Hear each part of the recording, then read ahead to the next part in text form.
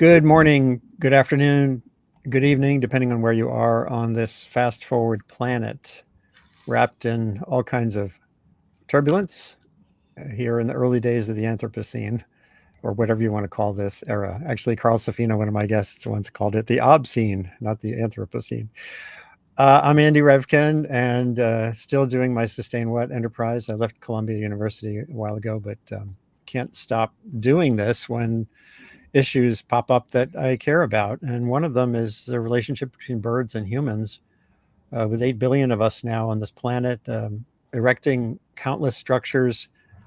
The Anthropocene working group that I was on once estimated we've built 30 trillion tons of things, vastly more stuff than our own bodies and the like. And that's really changed our relationship with the environment in so many ways, from climate onward, and obviously with birds. Anyone who's conscious and online in the last 24, 36, 48 hours, or even the last year, has learned a lot about a certain owl, Flaco, a Eurasian Eagle-Owl, a magnificent creature that had grown up in captivity, was born, I think, in North Carolina, Carl. Yeah, that's right. And ended up for more than a dozen years at the Central Park Zoo. The Bronx Zoo and the Wildlife Conservation Society have been great champions of conservation. Although, animals living in captivity create interesting emotions for people. And someone liberated this bird a year ago, and it became this flying source of wonderment and an emblem of so many things to so many people. Hashtag Flaco, etc. And it died on Friday, as hundreds of millions of birds do a year, colliding with a structure of some kind. The details are still unclear. Most of the body damage was to its torso, so it's not. But here we go. So, and my guests today have all been dug in on one aspect of this or the other, from the standpoint of a practitioner and architect, Adam Smith. You'll learn more about his work in a couple of minutes with Lisa Sauvé in Michigan, designing with birds in mind. Carl Safina, my old good friend, who's written so many wonderful things about so many species and their rights and emotions and intelligence. And his new book, the Alfie and Me, happens to be about his relationship with an owl that was a foundling that then had been released and is still in a relationship with Carl and Patricia, his wife, out on Long Island. And Brendon Samuels, who has made a passionate practice out of communicating by all means around the needs of birds in our human habitats. And we're going to go into a little bit of depth on all of this, but wanted to start with just an appreciation of this one individual from this species. Carl, I don't know if you could just brief us on owls in general. I started the post that I just did this morning with the idea that owls, of all the birds, have this particular, they captivate us in some way or other. They've got those big eyes. They're elusive and mysterious. And they make all these hooty sounds. And so, Carl, just reprise briefly, the longish, but not as long enough life of this strange creature, Flaco. Yeah, well, so Flaco was born in North Carolina in a captive setting, and very, very soon was sent to the Central Park Zoo, lived at the Central Park Zoo for about 12 years, until just about 1 year ago, somebody cut a hole in his enclosure. And the next thing we knew, he was loose in Central Park. And, almost everybody assumes that he was liberated, that somebody was unhappy, thinking that he was unhappy in there. And, wanted to help him escape. It's actually not at all clear what the motive was. I think it's likely somebody wanted him to be free. It's also possible somebody was trying to steal him. So we don't know that. At any rate, he almost immediately became the most famous owl in the world, and almost immediately went from being an owl to a metaphor, as people were cheering him on or opining about his chances, having never lived on his own, What did he even have the muscle tone to, you know, make it? And would he understand that he was a hunter at heart? And all of those, you know, sort of existential questions. And then the big existential question is a short, presumably happy life of freedom. Presumably happy since he didn't go back to the zoo on his own. He seemed to like it out there. Is a short life with the hazards and dangers of freedom preferable to a long, secure existence? And all of us Right. make that choice somewhere along that continuum. Yeah, and you just had a piece that appeared just today in the New Yeah, York just Times. about an hour ago, I think it went up there in the New York Times, right? Yeah, and you kind of get at these themes. You know, a short free life versus a long life of captivity. They're the metaphors, the sort of putting ourselves in this bird and putting this bird in ourselves is a really interesting thing. And of course, this happened in the media capital of the world, which gets to the work of Brendon, who's in Canada, up in Ontario, in London, Ontario, but involved with FLAP Canada, which is an organization that is trying to stem the tide of bird losses all over the place. And, you know, we've built these our habitation with a lot of glass, which is wonderful. My windows here are pretty small here in Maine, but and this is killing hundreds of millions of birds a year, if not over the B word, over the billion mark. And Brendon, you know, this happened in the media capital of the world, but this is everywhere. Could you just talk a little bit about what led you from being a PhD candidate to focusing so much on communicating this problem and solutions? Yeah, absolutely. So I am doing my PhD in biology. I study bird behavior. I'm interested in how birds see glass and interact with buildings. Big problem, as you said. But the more I spent time studying this problem, the more I realized it was not really a problem rooted in biology. It was a problem for conservation management of people, which means influencing policies and consumer behavior and how we culturally appreciate windows on buildings and in architecture.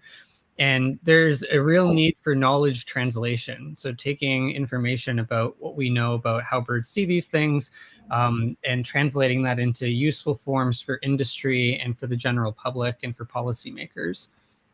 I can actually share some slides if you like. I just prepared some visuals to support any questions you might have.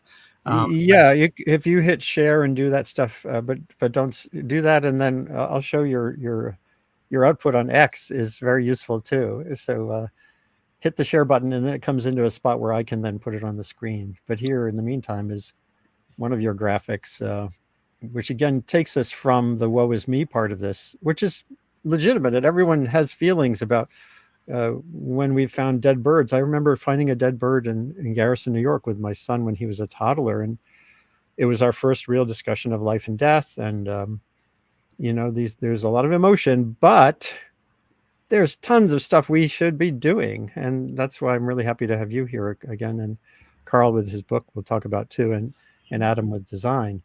So again, just here's a new version of one of your graphics, which just has a whole series of steps that can be taken.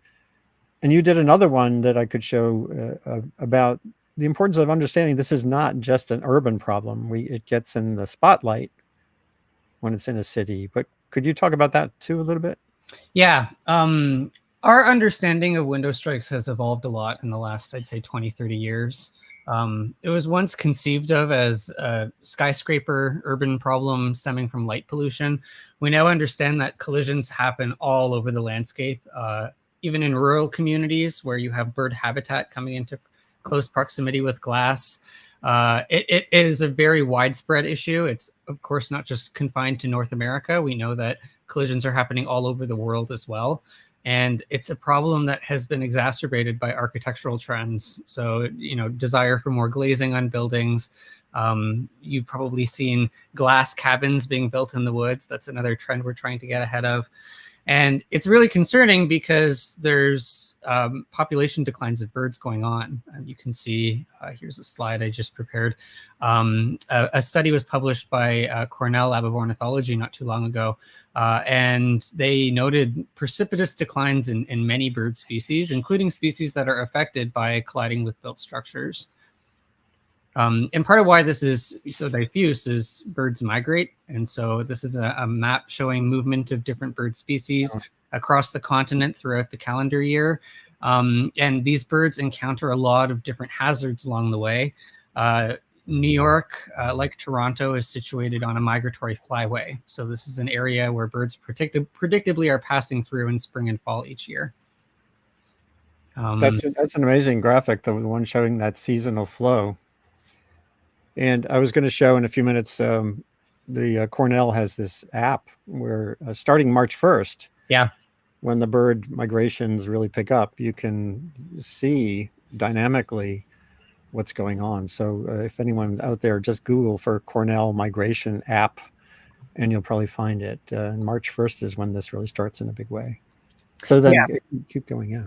Oh, just birds are one of the best studied systems in nature. People are really fascinated by birds. And so the data that's been collected by banding stations and groups like Cornell makes it possible to use technology to visualize this in a really compelling way.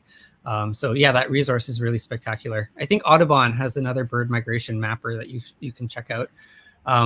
This is just sort of situating window collisions within some of the other leading threats that we know affect birds. It's a log transformed scale, so just to be clear, but it's a lot of birds, as we talked about, hundreds of millions to potentially over 1 billion birds each year. I think people have correctly noted that domestic cats are another priority for conserving birds as well. Yeah, I wrote about that, oh gosh, probably 15 years ago. The issue came up, and the fights over that are pretty intense. It is, yeah, contentious. I just don't see it. Carl, I don't know if you have a feeling about, is there any role for an outdoor cat? Killing birds, getting hit by cars, having fights, spreading diseases.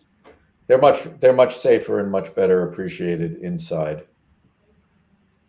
Yeah, I would tend to agree with you there. Of course, we have a dog that does is off leash sometime too. So I guess we could have a dog and cat fight. That could be for a future show. Well, dogs don't kill birds very much. That's true. That's true. Can I ask a question about this graph? Yeah, please.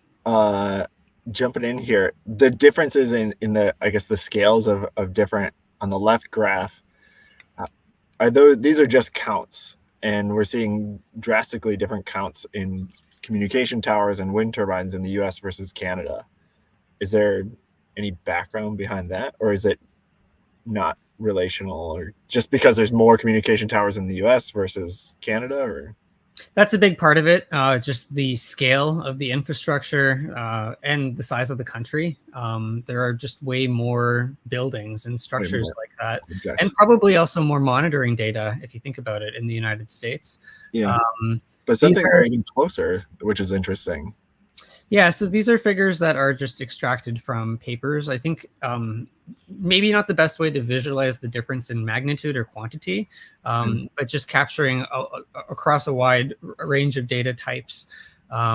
It's a big problem throughout the range of migratory birds, not just in Canada or the US. I believe these are problems that need to be thought of holistically, as in internationally. We've got migratory bird treaties that should be bilateral, and so approaches to conservation should really transcend the boundaries of our countries. That certainly makes sense. That's what those treaties theoretically are designed to address. Well, we'll get set to build thousands and thousands of wind turbines in the coastal waters of the East Coast, and everyone acknowledges that they will kill birds. This seems to me to be an outright violation of the Migratory Bird Treaty Act, that you know it's going to happen and you're doing it anyway. And I was at a bird conference very recently where somebody showed tracks of gannets, and the gannets went and spent an entire month in an area south of Rhode Island, right where they're going to build thousands of wind turbines. So this is, I think, a very unfortunate lack of concern and consideration in planning to industrialize the waters with these structures that are known bird killers, when we have thousands of miles of highway right-of-ways, thousands of acres of parking lots that all could host solar panels much closer to where they're needed, would support lots of small businesses, many more jobs, instead of industrializing the ocean with bird killing, spinning blades, and the millions of pounds of concrete and steel it will take to put them up. I think that's just a terrible idea. We'll be doing, I'll do another webcast on that, because this also relates to other issues of conservation and compromise and trade-off, and the strictures of the laws for migratory birds and endangered species. It's a really tough one, and a lot of my climate-focused friends, say, oh, this is a necessary cost. In the meantime, the right-wingers kind of lump onto the issue, trying to make it an excuse for delaying, confusing and delaying arguments. It's a really tough one. Yeah. So here's another one of your extraordinary images, Brendon. I don't know if you can switch to the other mode showing. Yeah, let me try just a second. Let's see if it works. Is that better? Oh yeah. That's just, and just describe what we're seeing here. For sure. So I work for an organization in Canada called FLAP, or Fatal Light Awareness Program. And every year, the Fatal Light Awareness Program collects a lot of birds that have tragically been killed by colliding with buildings in the Greater Toronto area. What you're seeing here is what we call a layout, where we take birds that have been preserved in a freezer, and over one calendar year, we collect birds and organize these public displays just to illustrate the diversity of bird species that are affected and the scale of it. So this is our layout from last year. It represents just a tiny fraction of the problem. So we're not finding every single bird, far from it. But these kinds of visuals have really helped to land this issue on the public agenda and make people realize that this is concerning and something we should be thinking about in the way that we design our cities. That's for sure. And Carl, I don't know if you had seen these images before, but I haven't seen these exact ones, but I've seen images like this, and it partly goes to show that you can convey information in lots of different ways, but images like this get a point across in a way that is more visceral. Another way that I displayed these birds is organizing this graph. I think it's really important for the public to understand that this is not just a tall building issue, that we should be thinking about this at the landscape level in terms of the number of buildings that are out there. And in fact, more buildings that are low rise and residential buildings are killing birds simply because there's way more windows, and those types of structures tend to be in closer proximity to bird habitat.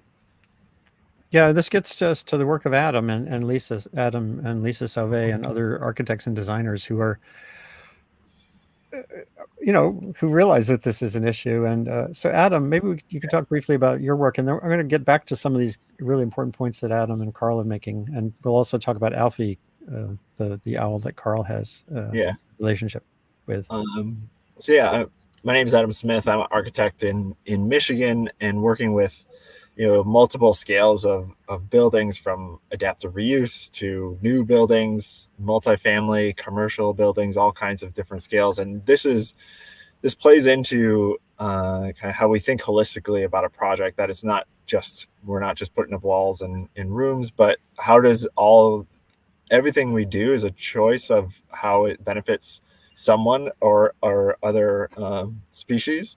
So we look at it from a few different ways, and I can pull up, if I can share, can I share mine now? Yes, do that. And in the meantime, I'm going to show one example. Whoops, I had it here. While you do the share thing, where is it? Oh, come on. Oh, here we go. Yeah, I've got yours are right here, so we can start to go through them. Okay. You can see this one?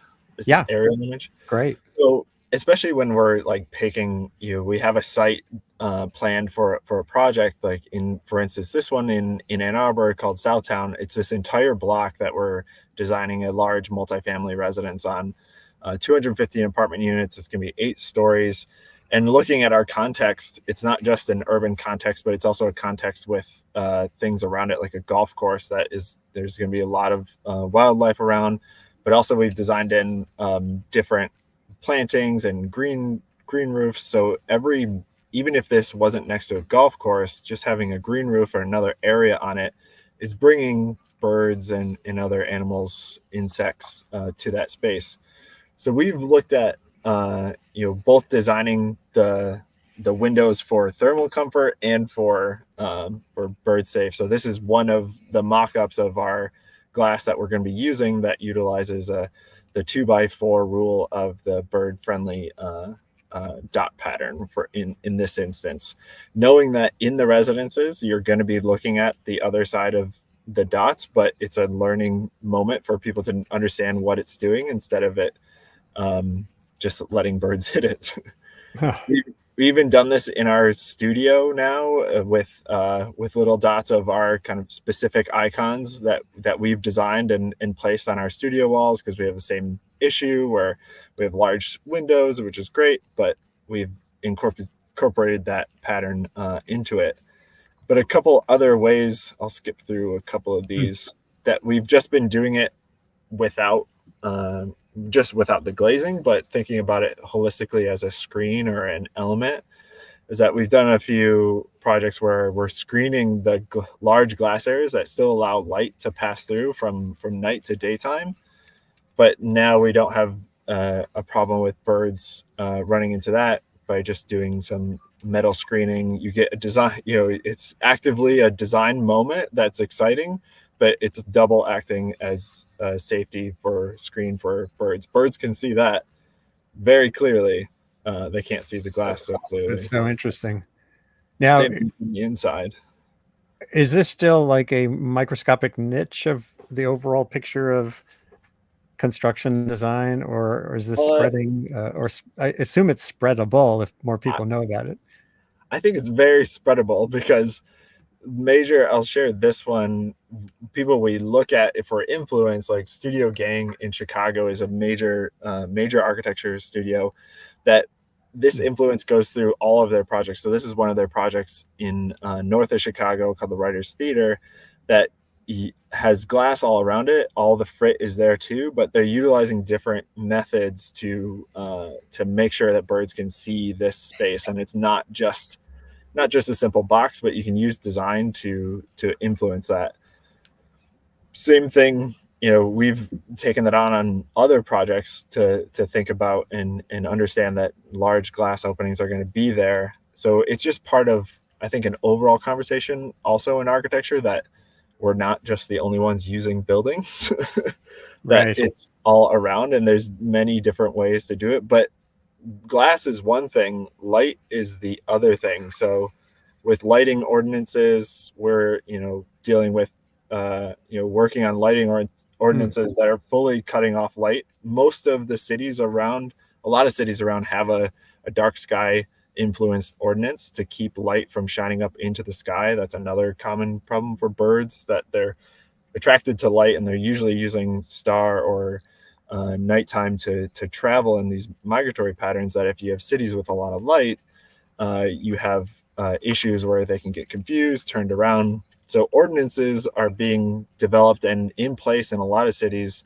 Here in Ann Arbor specific, we have one. So we have to, any new project has to have full shielding on a light, so it cannot expand to over the horizon. Yeah.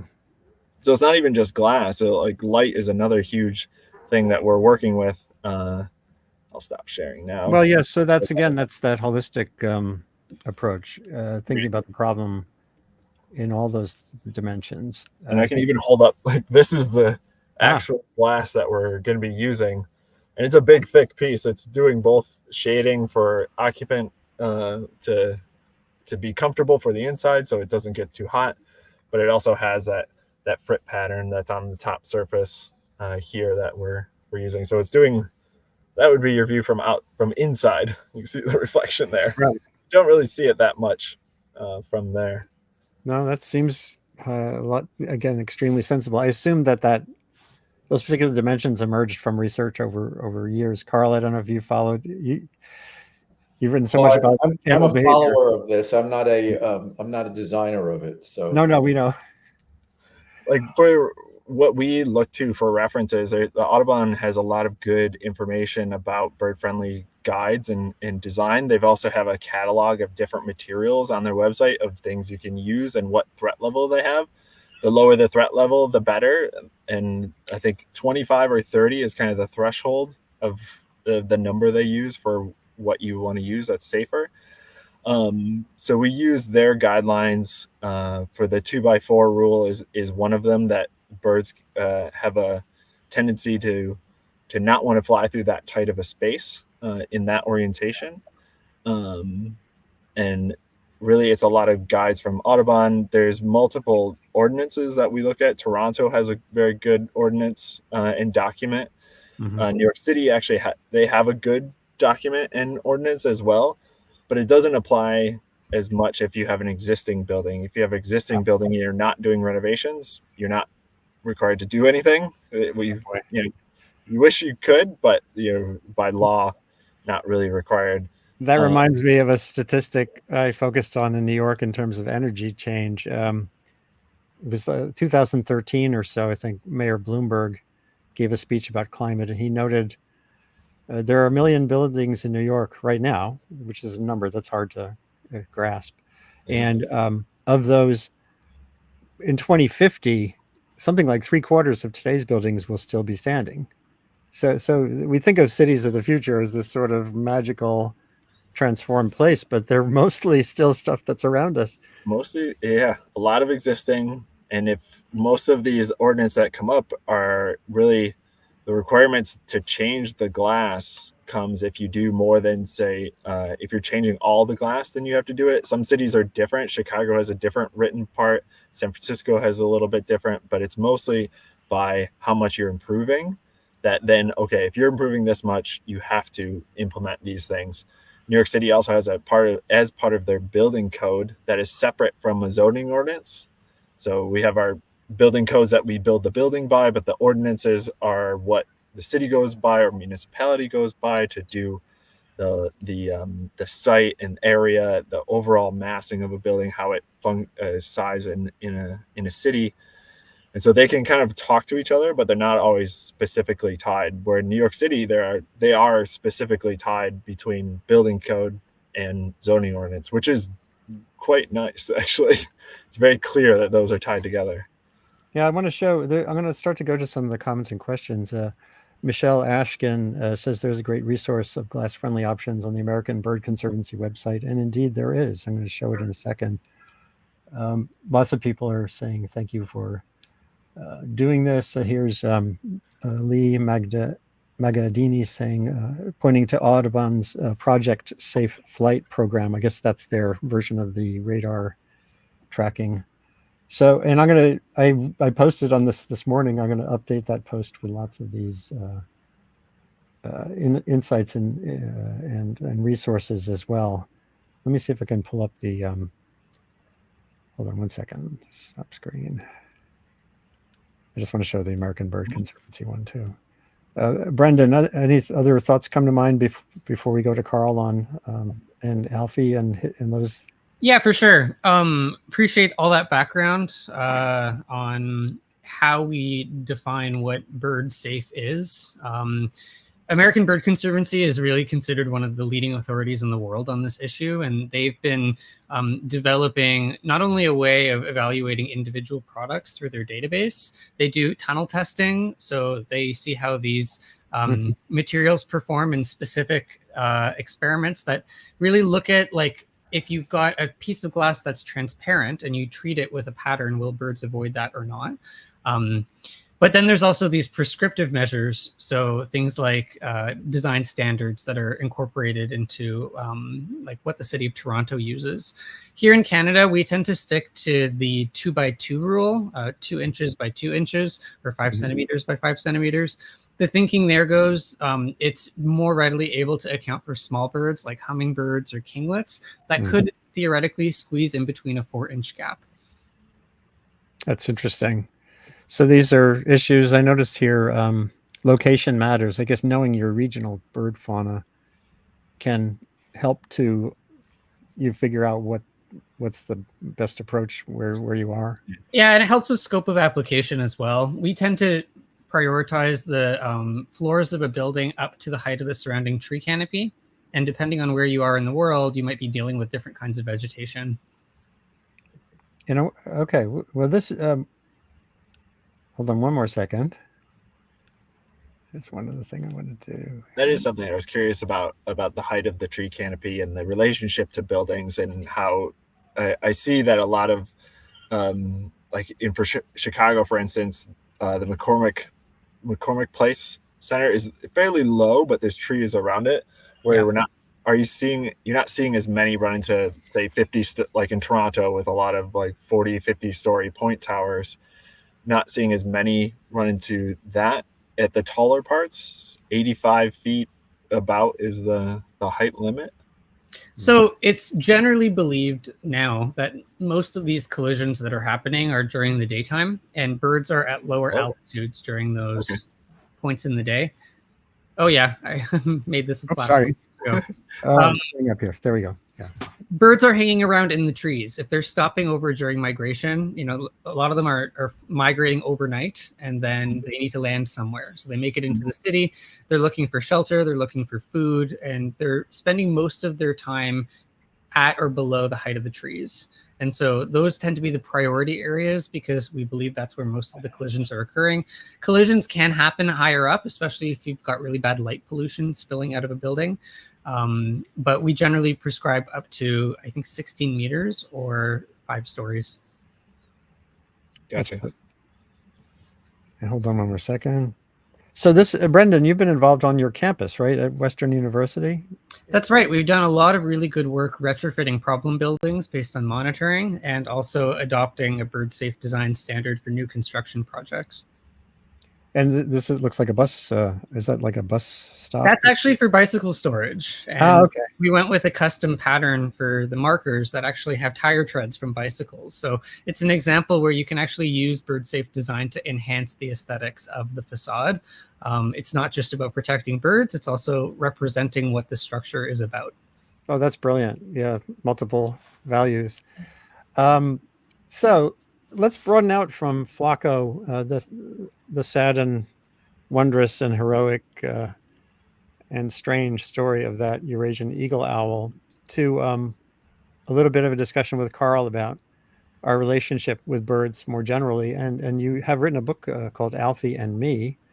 Just a brief sketch of how you and this particular owl came to be co-inhabiting the same space, and what transpired. Yeah, sure. Just want to step back one click here and say Totally. I'm on the board of the American Bird Conservancy, and it is, I think, a really good organization, and it's nice to see the information that you put up there from them.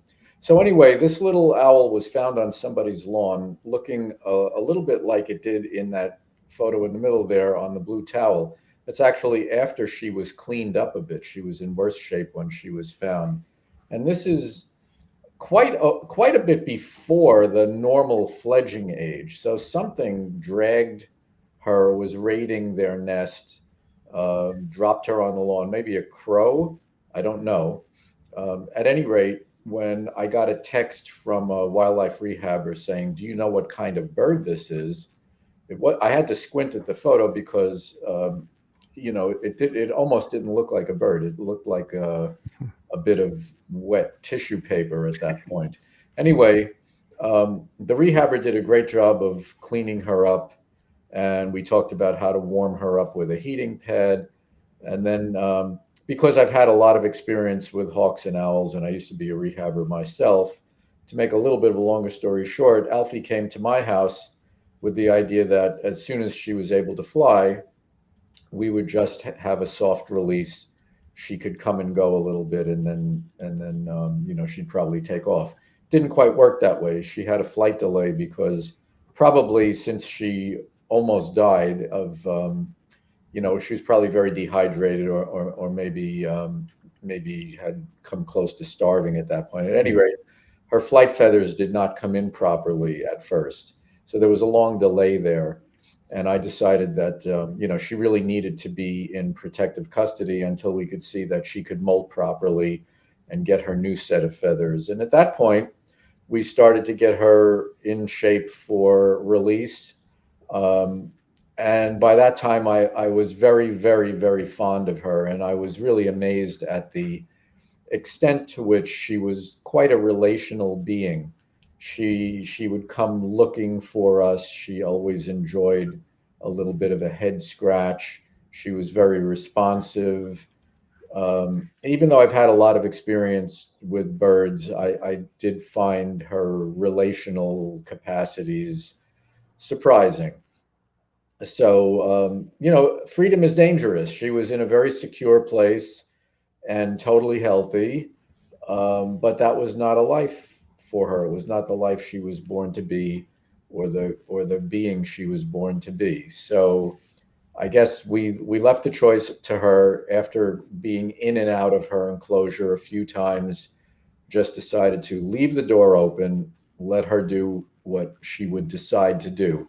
And for a little while she came and went, but that was only a couple of days, and then she disappeared, which was what I assumed would happen and I was afraid would happen. We left food out for her. It was not taken. She was not around. But then about a week later, she came back and decided to, and she was in good shape when she came back. She was not starving. She had been doing okay on her own, but she came back to her more familiar surroundings of our backyard and decided that that would be her territory. She established her routine in our backyard. I put up that nest box that you see there, and she's going on 6 years old now. She has raised a total of 10 young ones out of that nest box with 2 different wild mates. That's amazing. And it's an amazing sort of hybrid existence where she recognizes us. We continue to see her. She's right nearby, but there she is with her first wild mate there. He's the one on the left looking at me like, I really am not crazy about you staring at us like this. And she's showing that she's completely relaxed. She's actually at this point between the 2 most trusted beings in her existence, her wild mate and me. So she's just fluffed up and feeling fine. It's so interesting. I mean, you raise your work in the last few years, your books have dug in ever more on the depth of what animals experience.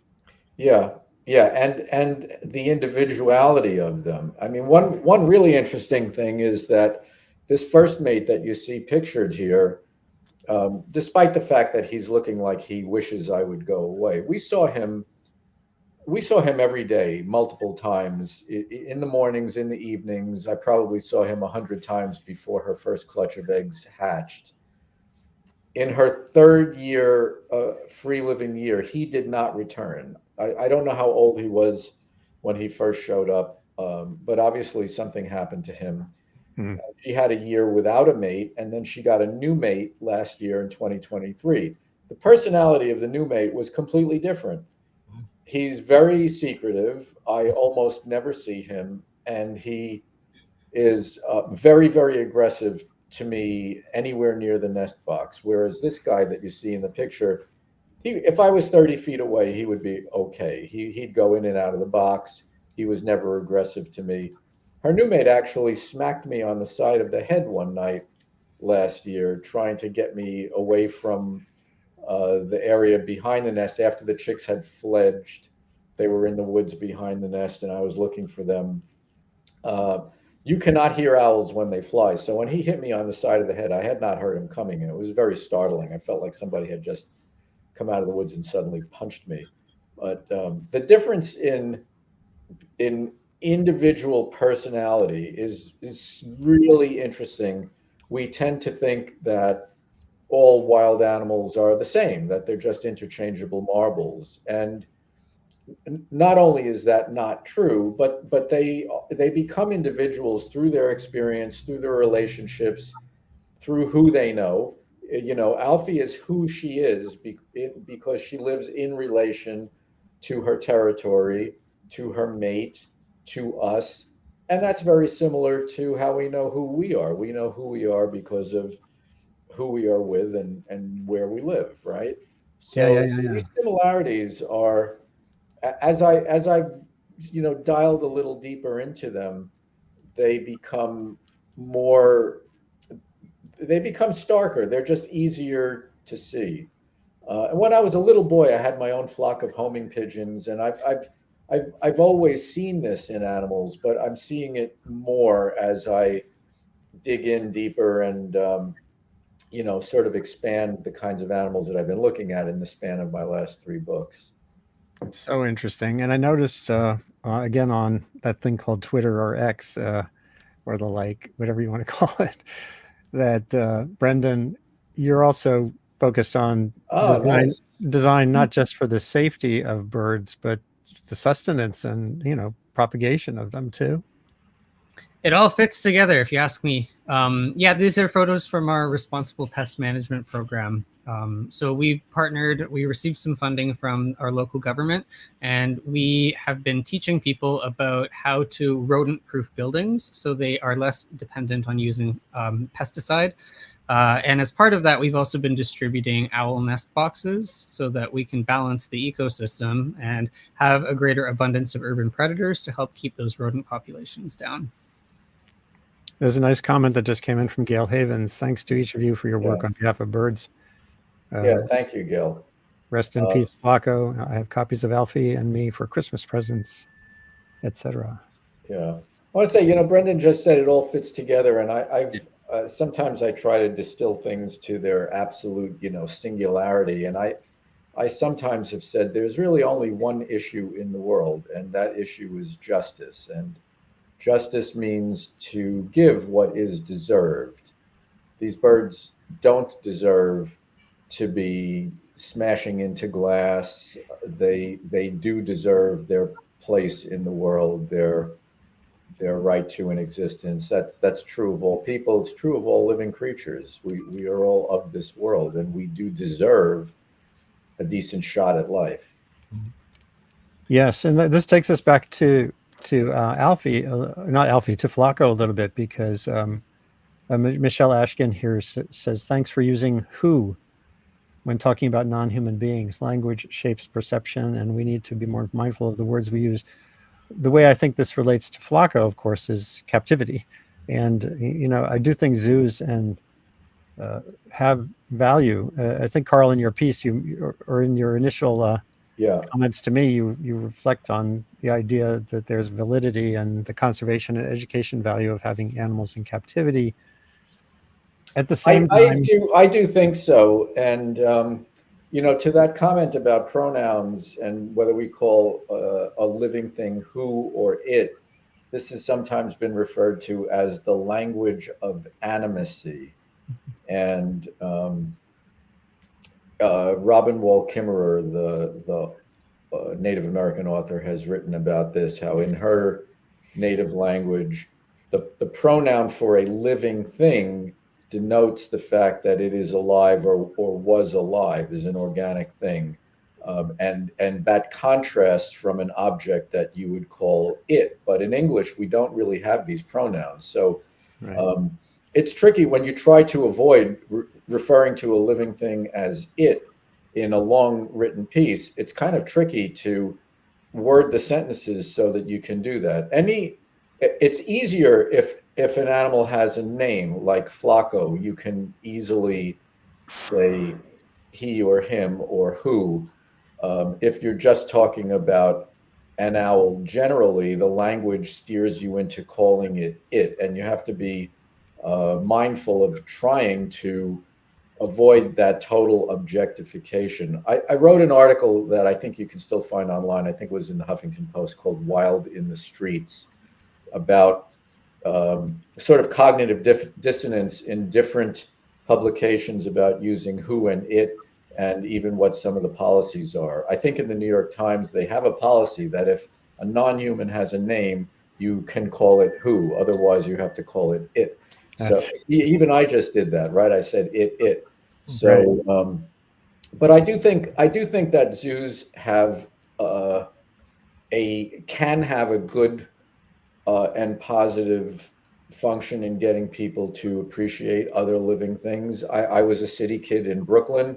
When I was small, the thing I most loved to do was to go to the Bronx Zoo, go to the Coney Island Aquarium, go to the Museum of Natural History, where all the animals had been killed to be put in those dioramas. But to me, that was my view on the wild world. And it made me think that the wild world was incredibly exotic, not at all commonplace, because in the city, it was something that you never saw. It wasn't around here.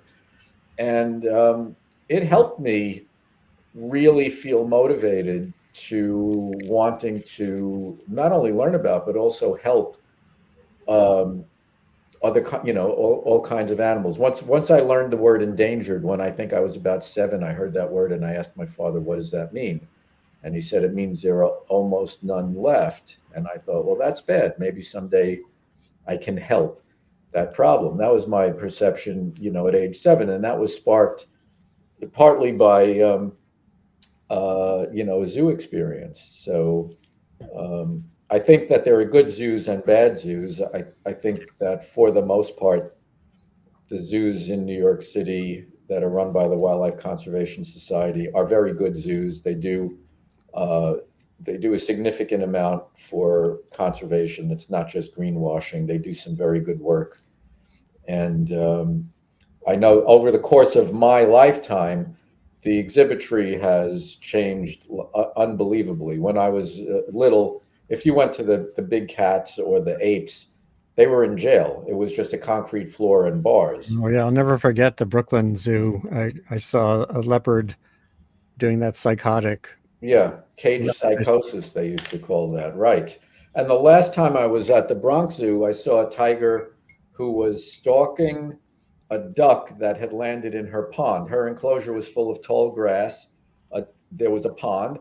A wild duck had landed in the pond, and the tiger was stalking it. So that is obviously an animal whose life is very different than it would normally be in the wild, but psychologically not nearly as bad as it used to be, I would say.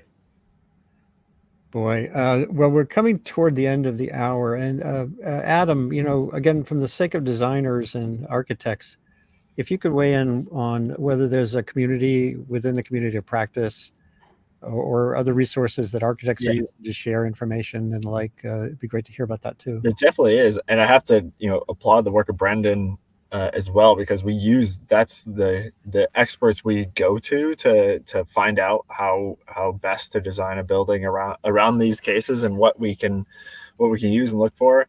I mentioned a few example ordinances from around the country. San Francisco was one of the earliest ones in the country that has one since I think 2011, a bird safety ordinance and guidelines started there.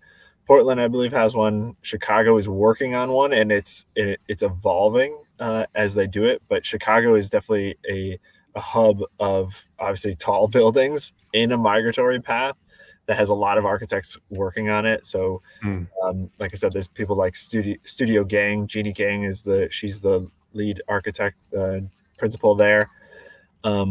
Working with design in different ways. That's not just, like I said, our work too is not just about the glass, but it's about other components that are around it. And you can use design to be design in different ways that also does double duty. Yeah. That's great. Well, the more crosstalk between the Brendons and Pauls and Adams and Lisa's. I'm glad we've kind of connected here, Brendon, because I think we should connect more.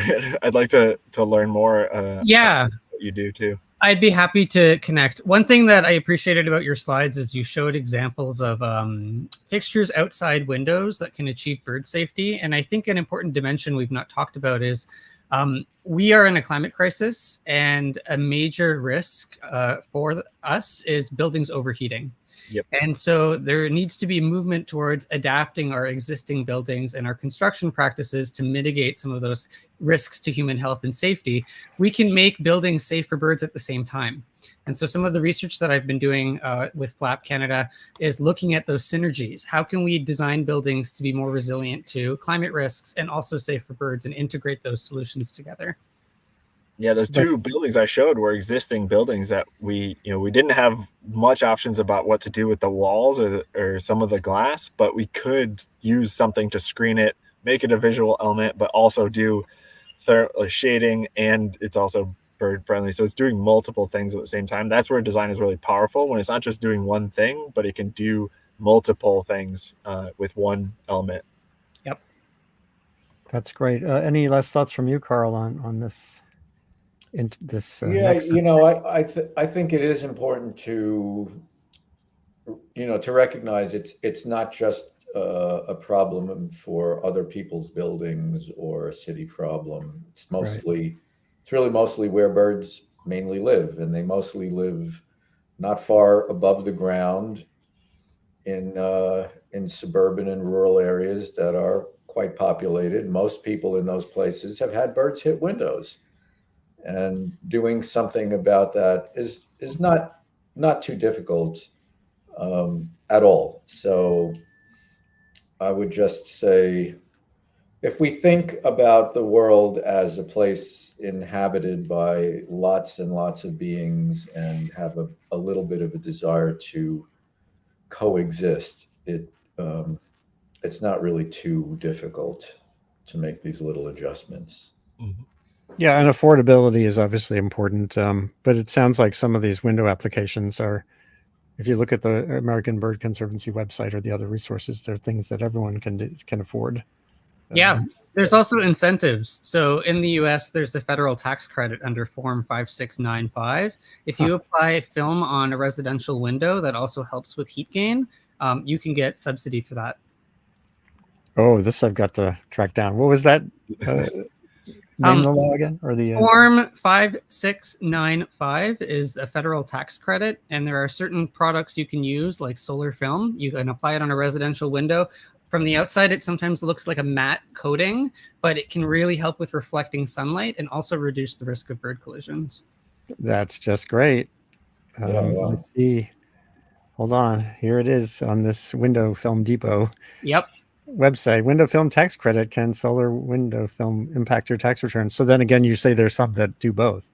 Yeah, and I'm really interested in how we fund this stuff, because there's a lot of infrastructure that needs retrofitting, and we also need to make it practical for people who are dealing with a facade and can't afford to do it out of pocket. What are the available grants and incentive programs that can be leveraged? And particularly those synergies with climate adaptation, I think, are really important areas for research. Yeah. Now a couple more questions we can fit in here. Here's Sandra Pella.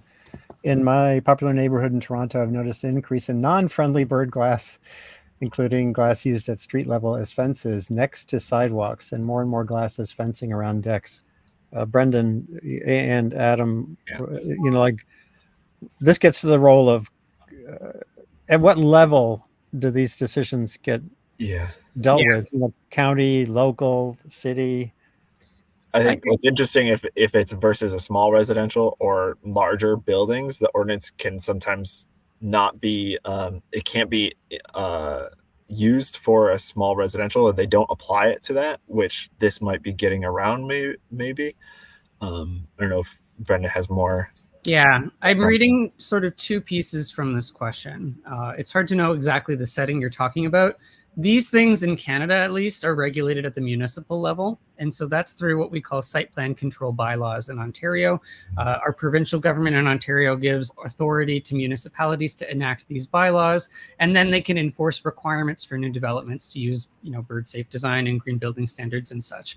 Where we're running into issues in Toronto is enforcement. So if a building is approved on the condition they're going to use bird safe glass, what is the mechanism to check later, once they've actually constructed the thing, whether they've done that. And if they haven't, then what are the penalties associated? And we're starting to realize that even though we've had good policies in place for a while, there are compliance issues. And so for any jurisdiction that's looking to implement something like this, you need to think about the long term of who is actually going to be interacting with these policy pieces. That might be things like your building inspectors or folks from the site planning office. Until this is actually in the building code, as in it is a universal requirement beyond municipalities, we're going to continue to have these enforcement challenges. It really does need to be standardized. Especially if zoning can be different in every municipality of how they apply it. Like one place can say, yeah, sure, in residential, we'll apply it there. And Chicago is not looking at doing it in single family or lower density residential. Yep, that's why it has to be in code. Yeah. Yeah, and but politically that gets charged. There's so many rules and regs in the United States that don't apply to small companies, for example, that apply to big companies. Yeah. But as you're all saying, that's how the high rises really aren't a bigger problem than the low rises. So that's another issue. Michelle Ashkin says, I'm wondering if you'd be willing to do another program to discuss the rodenticide problem as it relates to raptors. And boy, I think I'd be happy to do that. That is a big problem for sure. Yeah, that's a big problem. In fact, there was another famous owl in Central Park a few years ago named Barry, a wild barred owl. Barred owls are very, very unusual in downstate New York, and Barry got hit by a park truck, but was also discovered to have a lethal load of pesticides that may have affected her agility, may have made her more vulnerable to actually getting hit by that truck. Yeah, and that could even be the case with Flaco. They haven't finished quite possibly true toxicological tests yet. Yeah. So, and again, Brendon, I notice you're deep into this issue too. Here's a new graphic that you have been circulating to save wildlife, stop using rodenticides. Yeah, we partnered with Rosemary Moscow from Bird and Moon Comics, and we had her produce this, which we've now printed on a double-sided postcard. This is explaining to people why rodenticide is problematic and alternative solutions.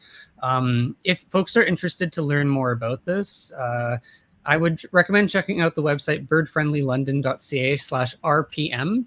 We just finished a webinar about rodenticide, responsible pest management, and it describes the pilot program we implemented in London to help homeowners and businesses to access solutions. But yeah, it's a big issue. I think this is a sort of hidden impact of buildings on the environment and wildlife.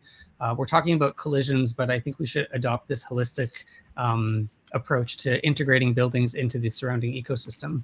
Wow. Right, yeah. Well, I do get the sense we can do another show on this, and I'd happily do so. This is also a point when the timing, hold on, I just had it here and I lost it.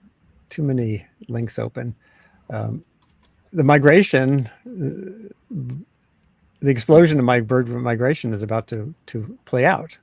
It starts really March 1st, and I'm just going to show.